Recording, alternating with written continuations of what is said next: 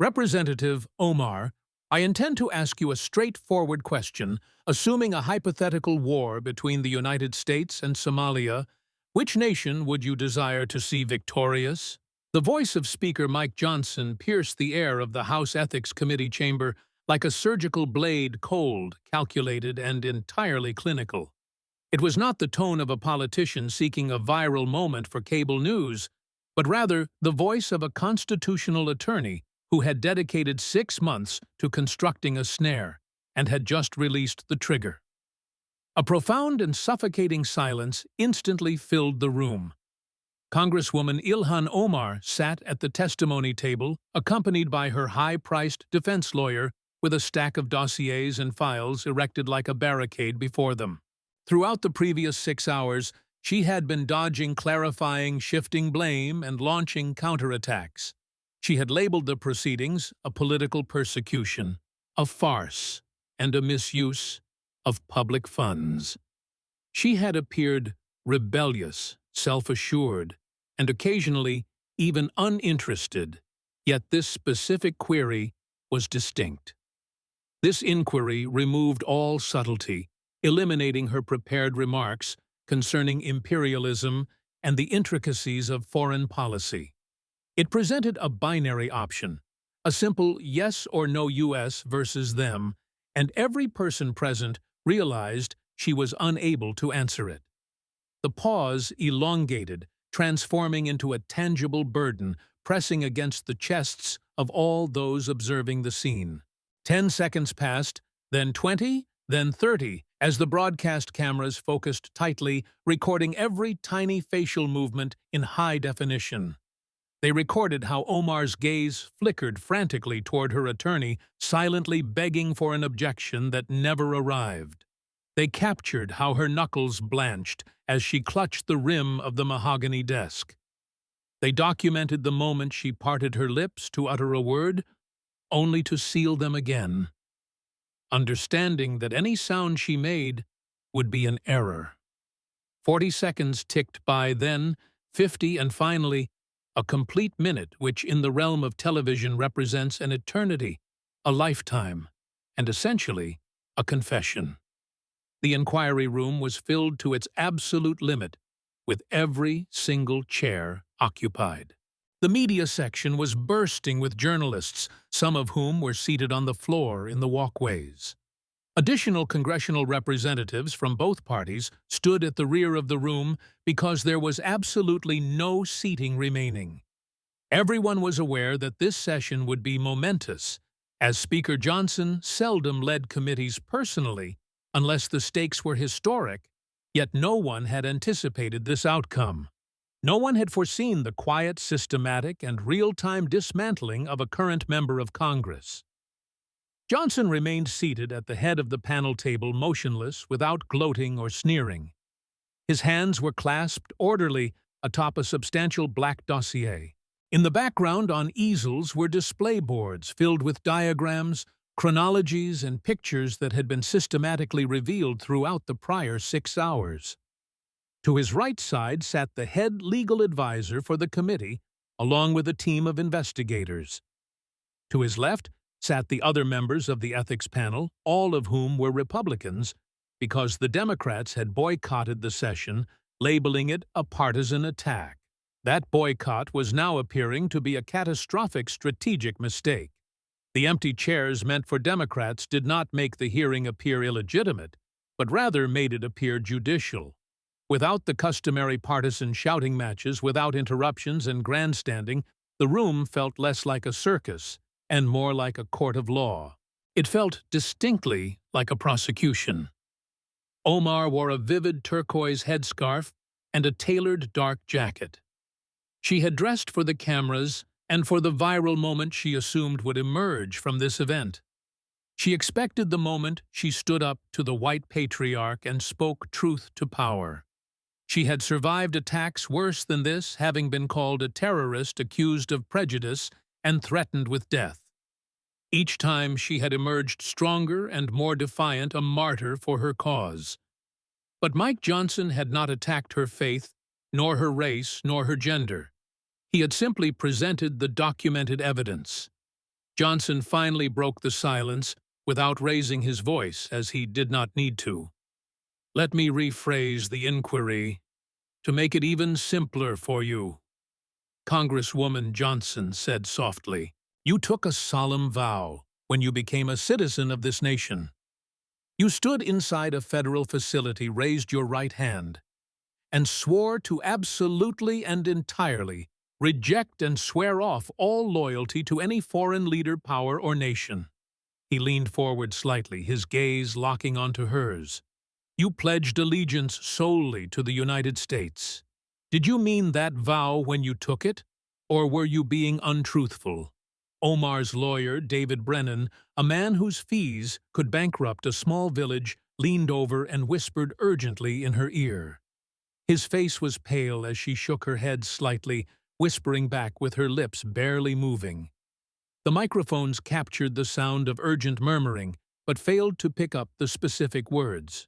Johnson waited, knowing he had all day, and possessed the evidence to wait forever if necessary. Finally, Omar spoke with a voice that was usually commanding but now sounded strained and thin. That is a loaded question, she stammered. It presents a false choice that does not reflect the complexity of my situation. It is only a loaded inquiry if you cannot answer it honestly. Johnson interrupted. He did not snap, but corrected her like an instructor correcting a pupil. Every American in this room knows the answer immediately. If asked which side they would want to win in a war involving their home, they would say America. Why are you unable to say that? More silence followed, as the trap had snapped shut. If she said America, she would be contradicting the secret recordings Johnson had just played, recordings of her telling Somali officials that her primary loyalty was to them. She would be committing perjury based on the evidence already presented. If she said Somalia, she would be admitting to treason on live television. She would be admitting that she lied during her naturalization ceremony, effectively stripping her of her citizenship and her seat in Congress. So she said nothing, and the silence screamed the answer for her. The fact that you cannot answer, Johnson said, tells us everything we need to know. You cannot say America, because everyone in this room has just seen 6 hours of evidence showing you have been working for Somali interests. We have seen the banking records, heard the tapes, and seen the voting history. But you cannot say Somalia either. Johnson continued, because that would be admitting you lied in your citizenship oath. It would be an admission that you are serving in this body under false pretenses. He paused, letting the gravity of the moment settle on her shoulders. So you say nothing, Johnson concluded, which is in itself an answer. Omar stood up, suddenly causing her chair to scrape violently against the floor as her composure cracked. "This is a witch hunt," she shouted, her voice shaking with genuine rage and panic. "This is prejudice, disguised as oversight, and you are persecuting me because I am a black Muslim woman who dares to speak truth to power." "You are trying to silence me," she continued. Johnson's expression did not change, and he did not blink. "Sit down, Congresswoman," he ordered. "I will not sit down," she yelled. "I represent." "This has nothing to do with your religion," Johnson said, his voice cutting through her, shouting with icy precision. "And it has nothing to do with your race. This has to do with your actions. This has to do with documented evidence of foreign agent activity. This has to do with money you received from foreign government sources. This has to do with phone calls where you coordinated with foreign officials to undermine U.S. policy. So sit down," Johnson repeated. She sat because she had no choice. She sat because the sergeant-at-arms had taken a step forward from the door. She sat because her lawyer was pulling on her sleeve with desperate force. Johnson picked up a single document from his binder. "Let me show everyone what we found," Johnson said. "This is a phone transcript from an NSA intercept in March of this year where you are talking to the Somali foreign minister." He held the paper up for the room to see. And you say, and I am reading your exact words, I will always prioritize Somali interests. That is my first loyalty. America is just where I work. He looked up at her and let that quote hang in the air. America is just where I work. Not your country, not your home, not the nation you swore an oath to defend, just where you work. Like a job, Johnson said with disgust, like you are a foreign agent who just happens to have a congressional office and a security clearance. The room erupted in noise.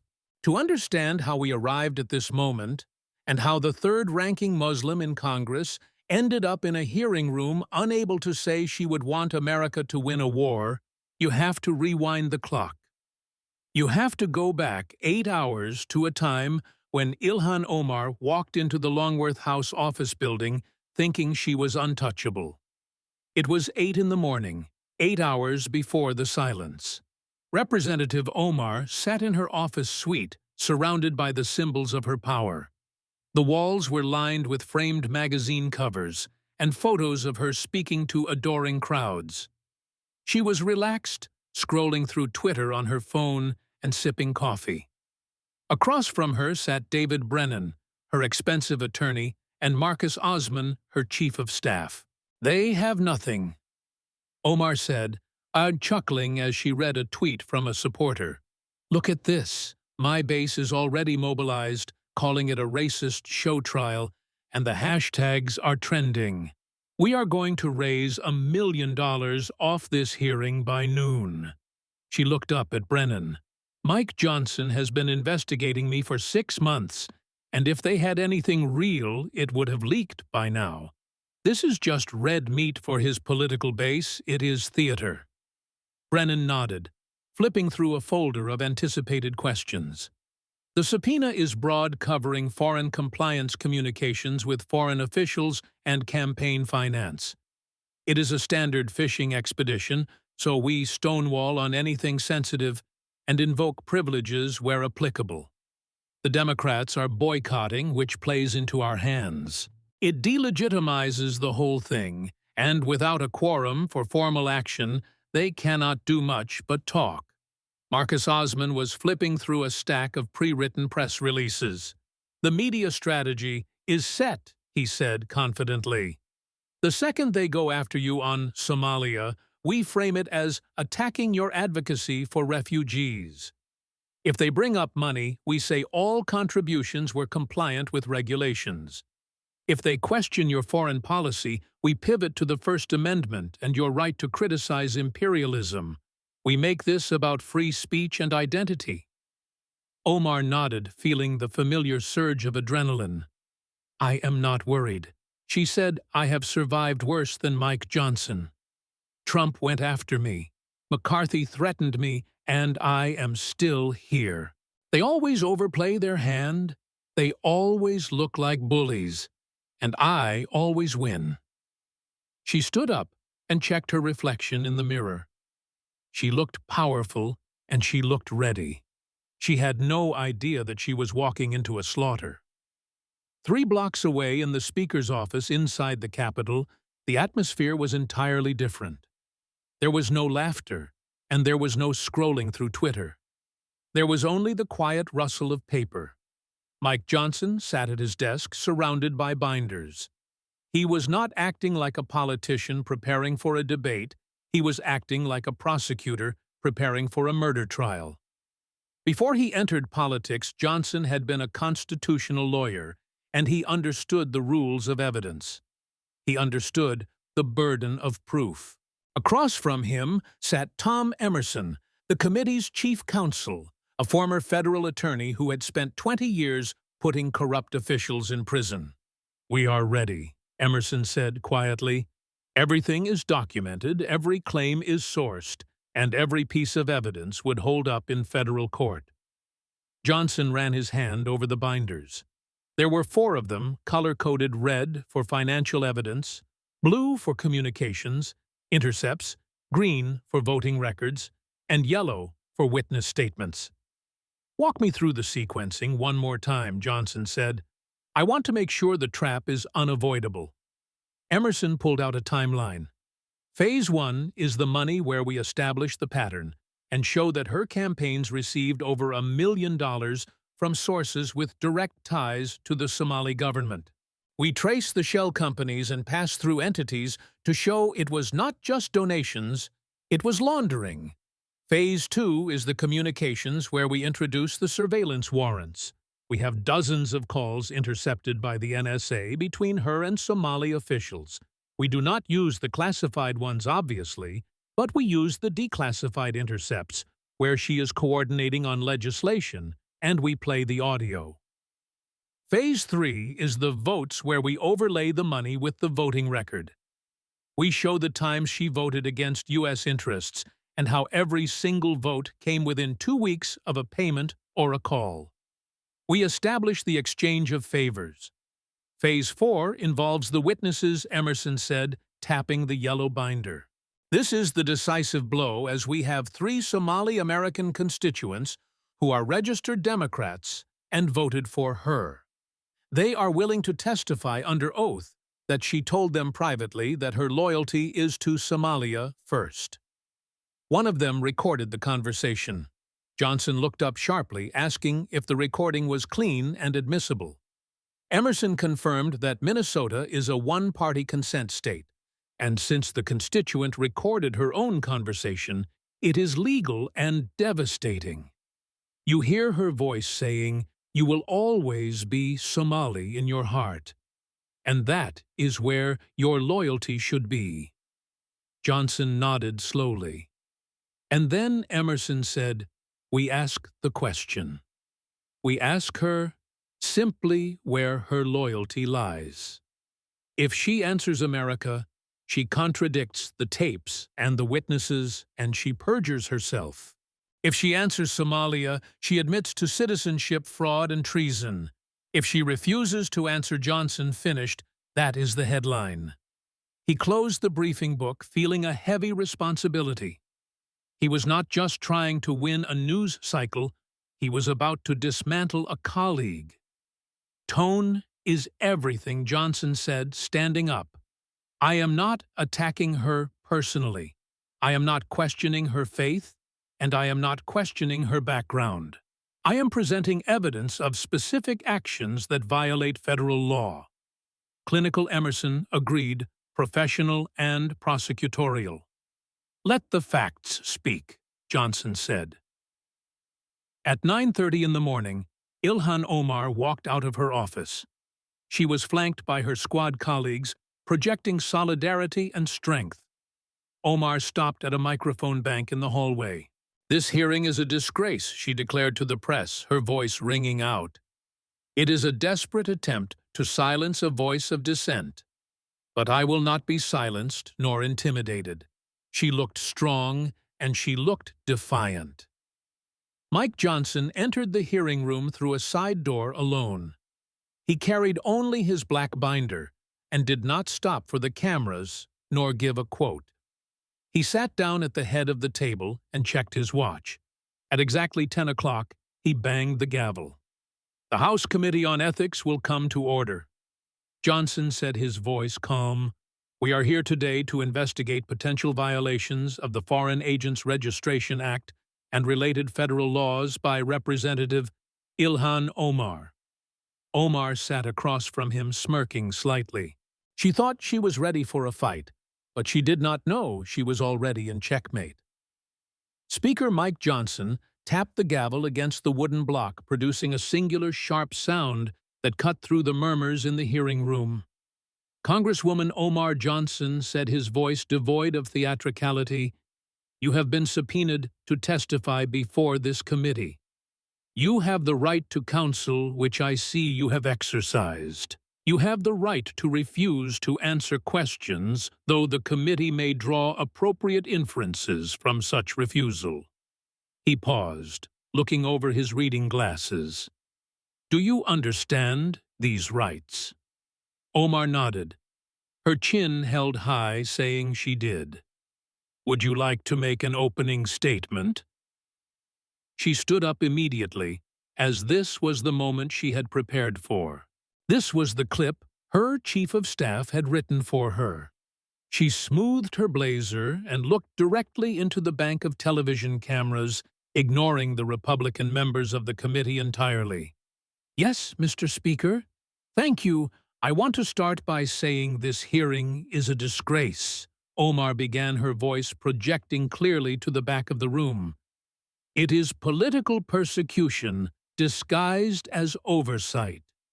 I am being targeted because I am a black Muslim woman who speaks truth to power, because I criticize U.S. foreign policy, because I stand with refugees and immigrants, and because I dare to ask why we spend billions on weapons instead of health care and education."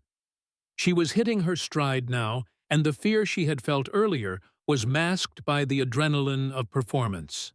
"I came to this country as a refugee, fleeing war," she continued, her voice trembling with practiced emotion.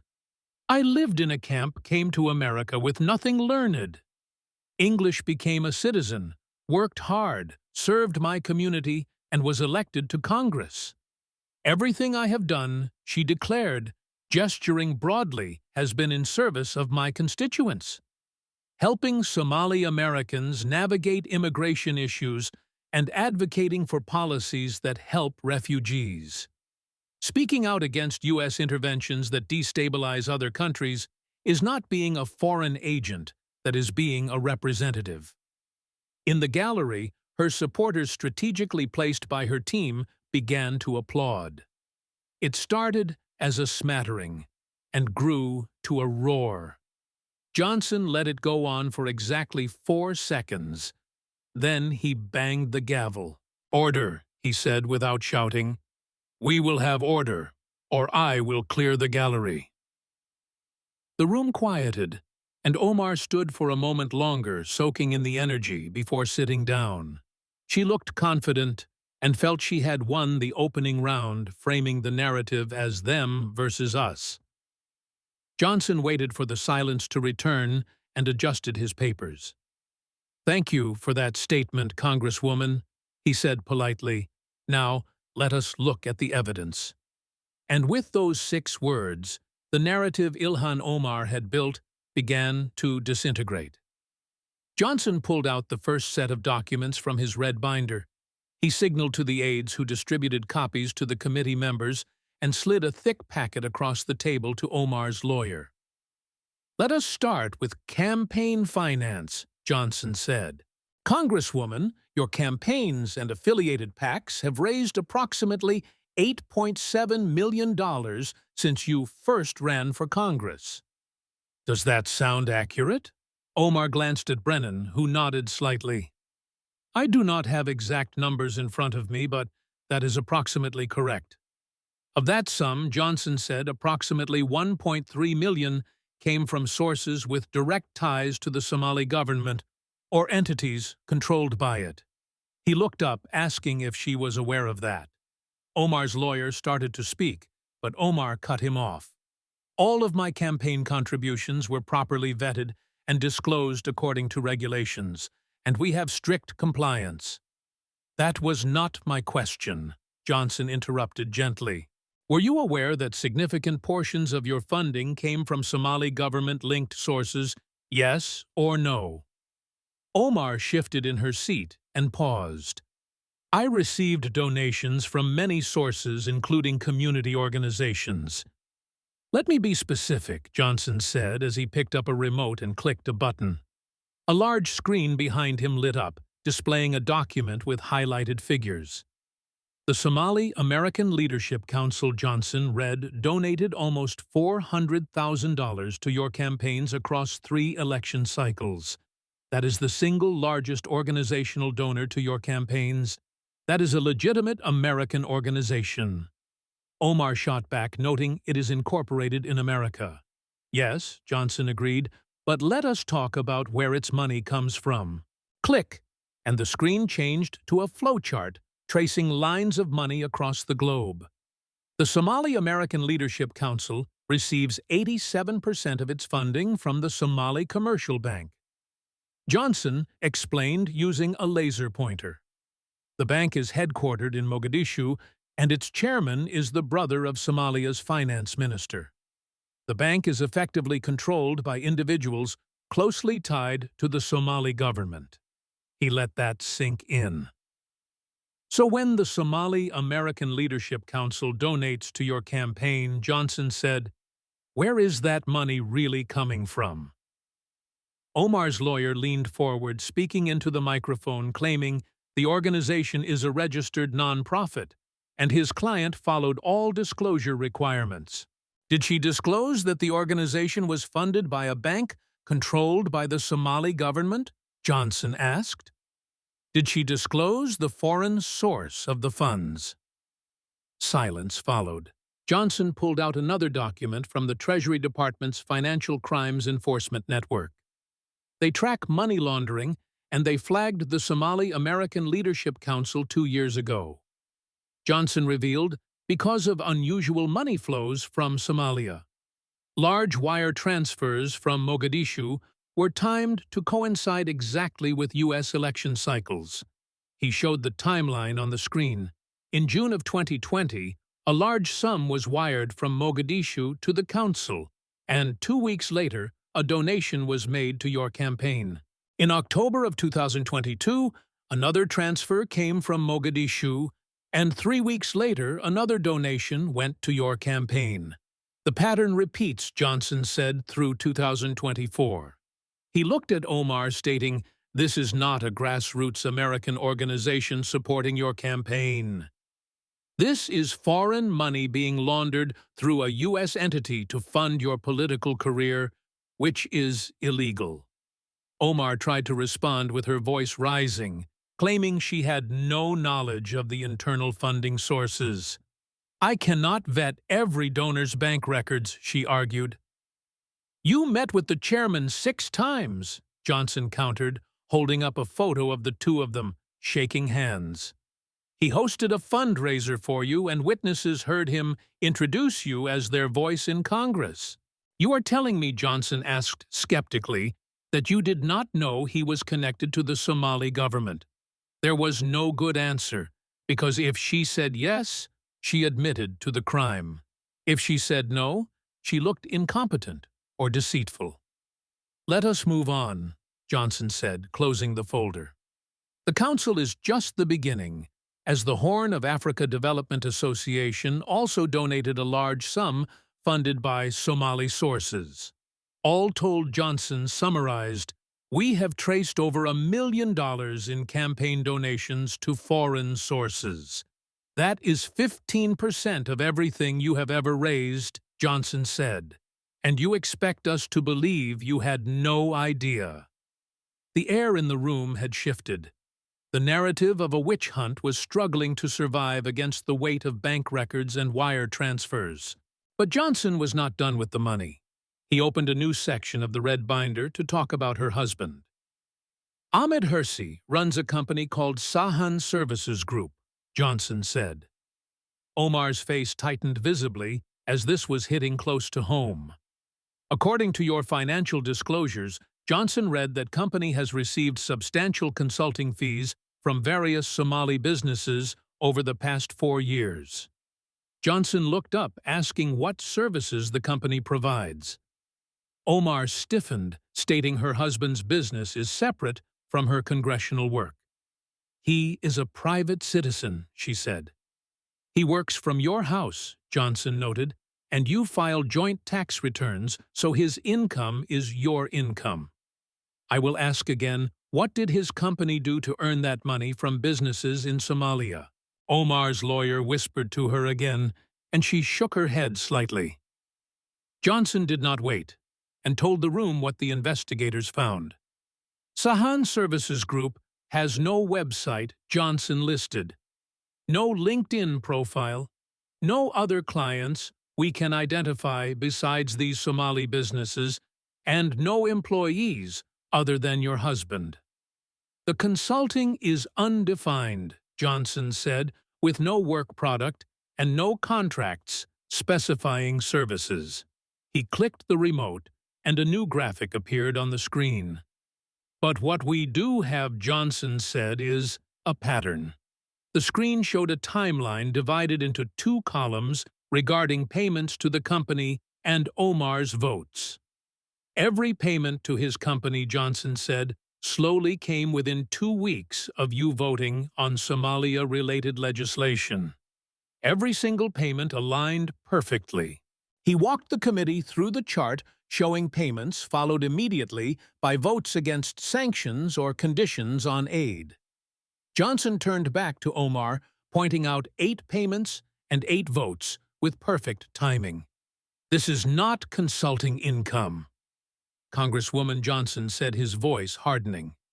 These are payments for your votes, which is corruption.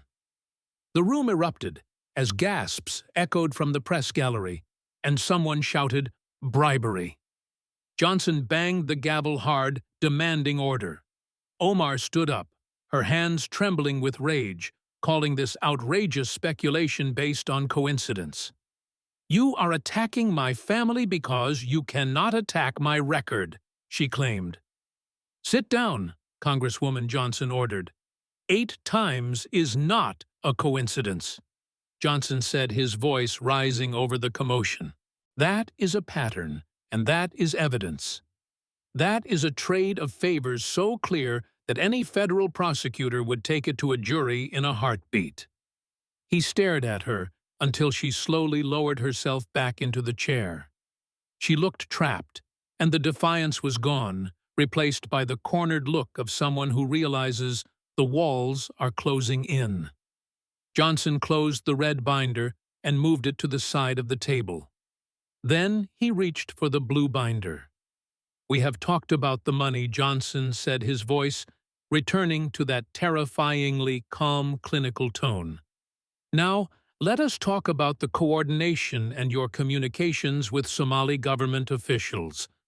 How many times, Johnson asked, opening the blue folder, would you estimate you have spoken with members of Somalia's government since taking office? Omar looked wary, stating she does not keep account, as she speaks to many people. The FBI has account? Johnson interrupted, looking at the page. You have had documented contact with Somali government officials over 100 times in the past 4 years, Johnson said. Phone calls, meetings, and encrypted messages. That is more contact than most State Department officials working on Somalia policy have with that government. He paused, allowing that most of those communications might be routine. But dozens of those communications were different, he said. He pulled out a transcript marked Top Secret with the classification lines redacted. In 43 instances, Johnson said you discussed U.S. policy towards Somalia and pending congressional votes. You discussed information from classified briefings and strategic matters. And Johnson added, looking straight at her, we have the transcripts. The room was still reeling from the audio recording of Ilhan Omar sharing classified information when Mike Johnson signaled the bailiff. We have heard the documents, Johnson said, his voice cutting through the tension. We have seen the bank records and heard the intercepts, but now I want to hear from the people. He looked toward the side door and called Amina Hassan to the witness table. The door opened and a woman in her early 40s entered, wearing a simple gray hijab. She clutched a handbag tightly with both hands, and her knuckles were pale. She did not look like a political operative, she looked like a neighbor. She took her seat at the witness table a few feet away from where Omar sat. Omar stared at her with eyes narrowed, trying to place the face. Ms. Hassan, Johnson said gently, thank you for being here. Please, for the record, tell the committee about yourself. Amina leaned into the microphone, her voice quiet but clear, stating she is a U.S. citizen who came to America as a refugee. She has lived in Minneapolis ever since and works as a pediatric nurse. She is married and has 3 children who were all born in America. And you live in Congresswoman Omar's district? Johnson asked, receiving a yes. Did you vote for her? Johnson asked. Yes, Amina said, looking down at her hands explaining she voted for her in 2 elections. I was very proud when she was elected because she was like us, a refugee who made it. I thought she would represent our community and show America that Somalis love this country. Johnson nodded and asked what changed her mind. Amina took a deep breath, glancing at Omar, then quickly looking away. In 2022, Amina said there was a town hall meeting in the neighborhood. I attended because I wanted to ask about programs to help refugees integrate, such as English classes and job training. I asked my question, Amina said, stating that many refugees want to integrate fully. But she got angry. Amina's voice grew stronger. She told the room that we should not have to assimilate, and that assimilation is a form of colonization. She said we should keep our Somali identity first. Did you speak to her afterwards? Johnson asked. Yes, Amina said. I approached her privately. I told her that I did not come to America to stay Somali, but to become American. I told her I love this country for saving my life. And what did she say? Amina paused, looking at the Congresswoman. She looked at me like I was a traitor, Amina whispered. She said, "You can be American on paper, Amina, but you will always be Somali in your heart. That is where your loyalty must be to our people, to the homeland." The room was silent. Did anyone else hear this conversation? Johnson asked. My husband was with me, and he heard it. And what did you think when she said that? Johnson asked. Amina wiped a tear from her cheek, saying she thought Omar didn't understand what it means to take the oath. I thought she was dangerous. Johnson leaned forward, asking if she had any documentation of this conversation. Yes, Amina said, reaching into her handbag and pulling out her smartphone. After that conversation, I became suspicious and worried she was misleading our community. So the next time I saw her at a fundraising dinner, I turned on my voice memo app. I recorded our conversation, Amina said. That recording is illegal, Omar's lawyer shouted, jumping up. Minnesota is a one-party consent state, Johnson interrupted calmly.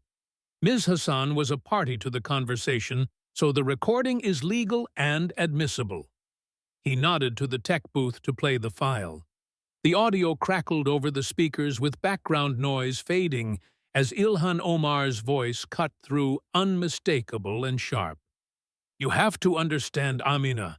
We are Somali first. That does not change just because we have American passports. Our loyalty, our identity, and our purpose is all tied to Somalia. America is just where we live now. It is a place to work, but Somalia is who we are. The recording ended. The silence that followed was different from the earlier silences. It was not shocked. It was finalized. The defense of being taken out of context was dead. The constituent service defense was dead. Johnson looked at the witness and asked, based on her interactions, where she believed Representative Omar's first loyalty lay. Amina didn't hesitate, stating, without question, it was to Somalia. Johnson dismissed the witness. 2 more Somali-American witnesses followed, including a business owner and a student. The pattern was absolute. Johnson turned back to Omar, who was no longer looking at the cameras but staring at the table. The defense of religious prejudice does not work here, Congresswoman Johnson said quietly. These are your constituents and your neighbors, people who share your faith. They are telling us under oath that you demanded they be loyal to a foreign nation. Mike Johnson closed the yellow binder and stacked it neatly on top of the others. Now, let us talk about your citizenship. Omar's head snapped up, realizing this was the ultimate threat. You became a naturalized U.S. citizen in 2000, Johnson recounted. Do you remember the oath you took? I took the standard oath, she said, her voice raspy. "Let me read it to you," Johnson said, "to make sure we understand exactly what you swore." He picked up a piece of parchment paper and read slowly.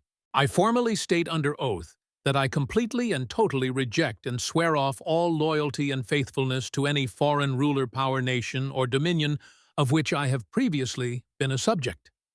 He looked up, repeating the phrase absolutely and entirely renounce. "You swore to give up all allegiance to Somalia, so did you mean that?" "Of course I meant it," she snapped. "Then why," Johnson asked, pointing to the blue binder, "did you tell the Somali foreign minister that your first loyalty is to Somalia? Why did you tell Amina Hassan that Somalia is who we are? Why did you vote for Somalia's interests over America's interests 23 times in a row?" "Those statements are the exact opposite of the oath you took," Johnson said. He looked back at the parchment, reading the next part. "I will uphold and protect the constitutional framework and laws of the United States of America against all enemies, foreign and domestic. That I will bear true faith and allegiance to the same." "True faith and allegiance," Johnson said. "You shared classified U.S. military intelligence with a foreign government, reminding her she warned them about drone operations." "That is not true faith and allegiance," Johnson said. "That is betrayal." He read the final line of the oath. "I take this obligation freely, without any mental reservation or purpose of evasion." Johnson leaned forward, his voice dropping to a whisper that carried to every corner of the room. "Without any mental reservation, did you take that oath freely, Congresswoman? Did you think to yourself, 'I will say these words to get the passport, but I do not really mean them'?" Omar's lawyer objected, shouting something about speculation, but Johnson ignored him. "Because based on the evidence we have seen today," Johnson said, "it appears you never actually renounced your allegiance to Somalia. You took the oath, got the citizenship, ran for Congress, and have been serving the Somali government the entire time. That is citizenship fraud," Congresswoman Johnson declared. "That is grounds for revoking your citizenship, denaturalization, and deportation." And he added, "It is grounds for removing you from the House of Representatives." Omar looked terrified for the first time, not thinking about her next tweet, but thinking about prison. Johnson picked up a final sheet of paper. "Based on the findings of this committee," he announced, "we are making immediate referrals.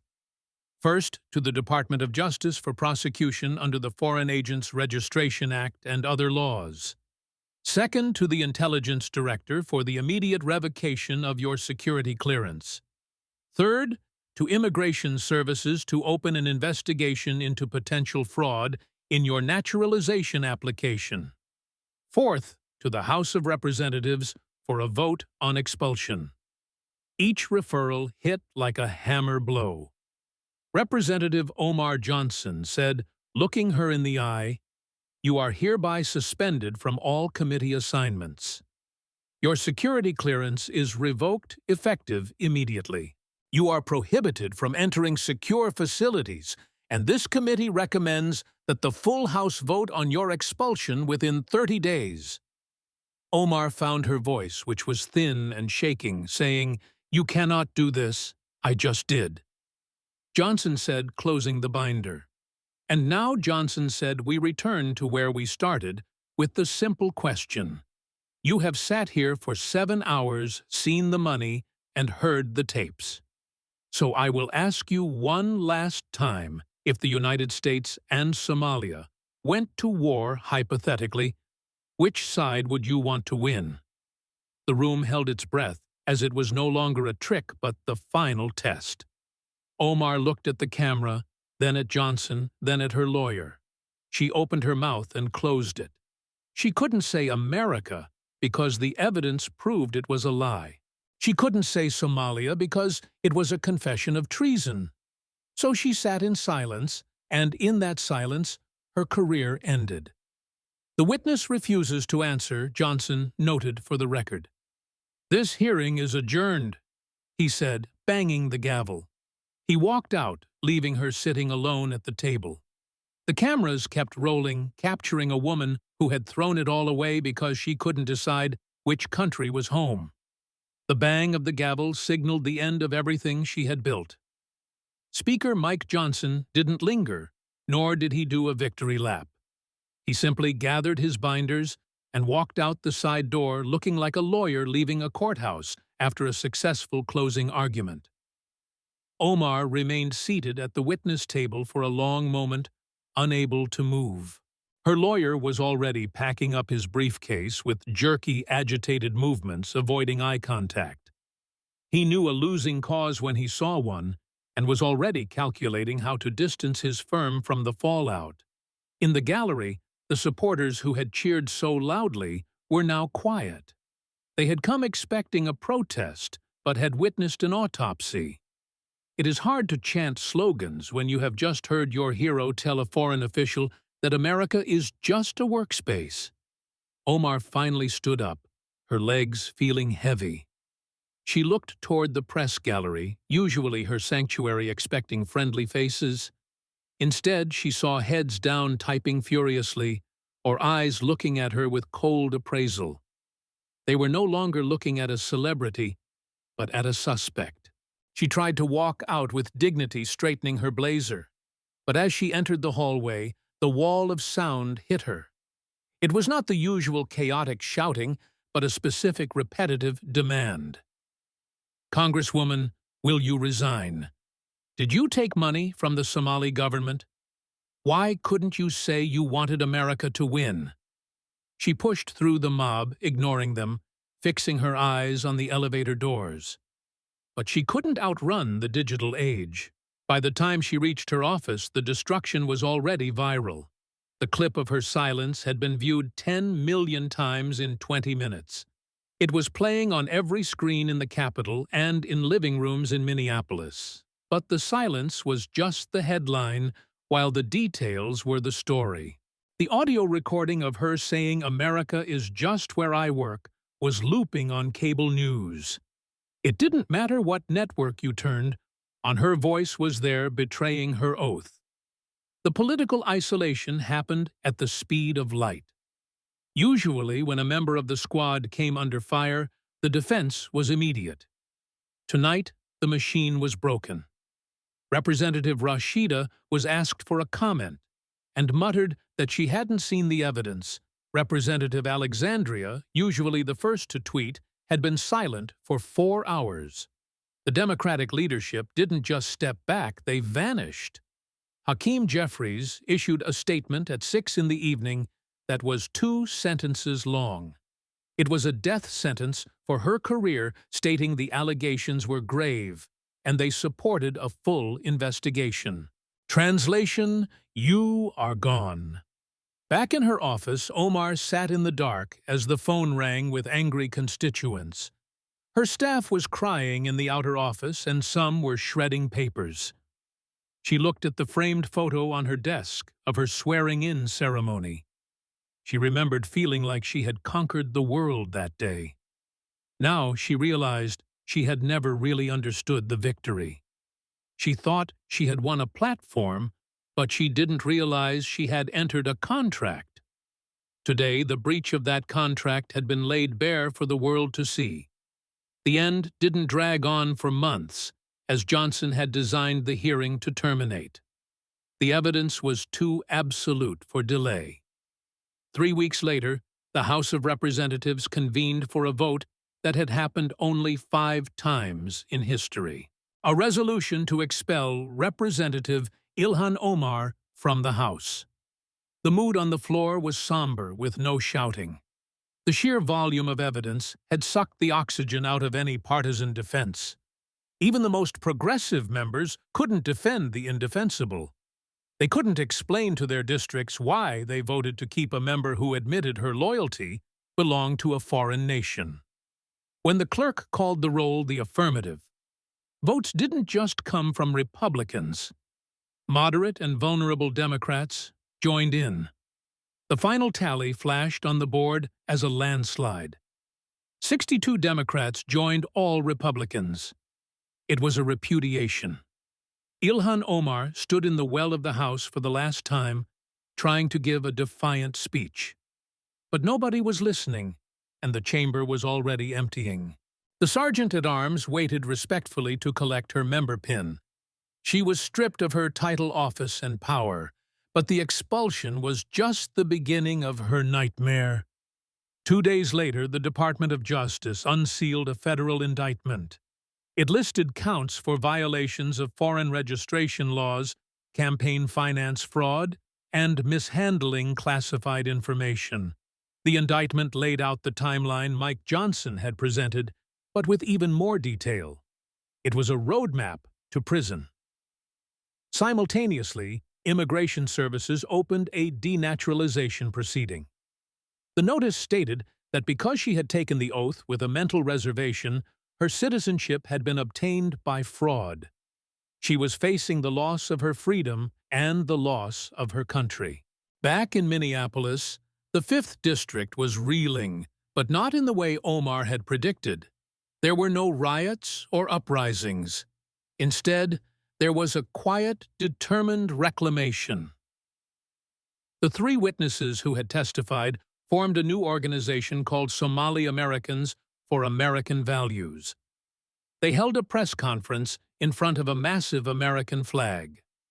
"We did not come here to be a colony of Mogadishu," Amina Hassan told the crowd. "We came here to be free." Ilhan Omar told us we had to choose between our heritage and our home, but she was wrong.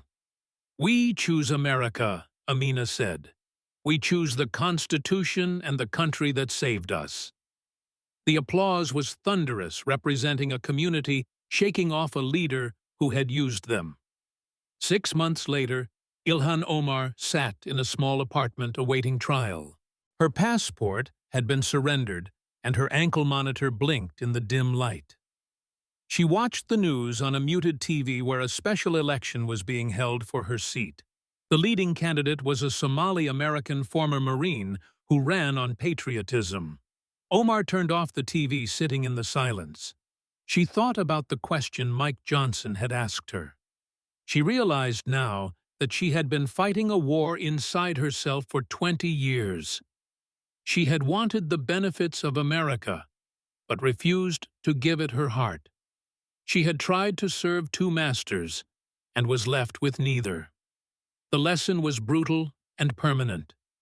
You can be a critic or a dissenter, but you cannot be a traitor to the oath. When you swear allegiance, it is a blood pact with the Constitution. Ilhan Omar broke that pact, and the Constitution broke her back. The voice of the narrator returned to offer a warning. This story serves as a caution to anyone who believes the oath of office is merely words. Mike Johnson destroyed Ilhan Omar with the truth she tried to conceal. Loyalty is not divisible, and you cannot be half American when the stakes are high. You must choose. If this story reminded you why the oath matters, please signal your approval. If you believe representatives must prioritize America, share this message. And if you desire to see more deep dives into the evidence involving the other binders, subscribe. The truth is coming, and no one is above it. In Minneapolis, the neighborhood often called Little Mogadishu felt different that evening. There were no burning tires, but rather a sense of betrayal. Amina Hassan sat in her living room while her children did homework. The television played the clip circulating around the globe. The 60 seconds of silence where Omar couldn't say she wanted America to win. Then they played the audio recording about America being just a place to work. Amina watched the screen, remembering the hope she once felt. Now she realized that the woman on the screen hadn't been fighting for them. "She made us look like enemies," Amina whispered to her husband. "She told the world that we are lying when we say we love this country." That was the true damage of Omar's legacy, casting a shadow over a community of refugees. By refusing to renounce her foreign allegiance, she had validated every suspicion cast upon them. Across the neighborhood, the mood was the same. Men who had driven taxis for years shook their heads in disgust. Women who had escaped warlords stared at the floor. They had come for the rule of law, and now their representative was facing indictment for corruption. 300 miles away, Speaker Mike Johnson sat in his office. The hearing room was empty, and the halls were quiet. His communications director walked in looking energized, stating the numbers were incredible. "The clip has millions of views, and donations are up." "You destroyed her," the aide said. Johnson didn't smile as he organized the binders into a storage box. "We didn't destroy her," Johnson said quietly. "She destroyed herself. All we did was turn on the lights." The aide pressed, suggesting a press conference to celebrate the political win. Johnson stopped looking at the aide with a stern expression. "No," Johnson said, "there will be no celebration. This is not a game. A member of Congress was just exposed as a foreign agent, which is a tragedy for the country. It means our vetting failed and a district was lied to. We did our duty and upheld the Constitution, which is enough." The aide nodded and left the room. Johnson sat alone for a moment, thinking about the oath he had taken. He feared the consequences of breaking it, while she evidently did not. His phone buzzed with a text message from the chairman of the Oversight Committee. "The referral is ready for the next one, with a different name but the same pattern." Johnson stared at the phone, realizing the corruption went deeper than one person. He sighed, picked up his pen, and texted back to bring the binders in the morning. He turned off the lamp, knowing the work would continue. 3 weeks later, the House convened for the final act. The resolution to expel Omar was brought to the floor. The debate was short, and the usual defenders were absent. It is hard to defend a colleague facing indictment for espionage. The vote was a landslide, with many Democrats crossing the aisle. They did it because they had heard the contempt in her voice for the country they served. Ilhan Omar stood in the well of the House, stripped of her seat. She tried to look defiant, but looked diminished. She unfastened the member pin from her lapel and placed it in the sergeant's hand. She walked out a private citizen, but the justice system was just getting started. 2 days later, the indictment was unsealed with 7 counts. Simultaneously, denaturalization proceedings began. The logic was airtight because she swore allegiance to the U.S. while secretly maintaining loyalty to Somalia. She was facing prison, followed by deportation. Back in Minneapolis, the special election was held 3 months later. The winner was Amina Hassan, the nurse who had testified. She hadn't wanted to run, but the community drafted her. In her victory speech, Amina stood in front of an American flag. "We are not here to change America." Amina told the crowd, "We are here because America changed us. We are here to serve the country that saved our lives." The district healed, and the reputation of the community began to be restored. 6 months later, Ilhan Omar sat in a federal holding facility. Her passport was gone, and her social media was silent. She had time to think now about the silence. She realized too late that she had tried to be a citizen of the world and became a citizen of nowhere. She tried to leverage U.S. power to serve Somalia and was crushed for it. The lesson was etched into history. You cannot be a traitor to the oath. When you raise your right hand, it demands your total loyalty. Ilhan Omar held something back for a foreign power, and it cost her everything. The narrator offered a final warning to every elected official. Mike Johnson destroyed her with the truth she spoke when she thought no one was listening. Loyalty isn't divisible. Ilhan Omar chose Somalia, and America showed her the door. If this story reminded you why the oath is sacred, please react to this message. If you believe representatives must put America first, share this. And if you want to see the evidence in the other binders, subscribe. The filing cabinet is full, and no one is above the oath.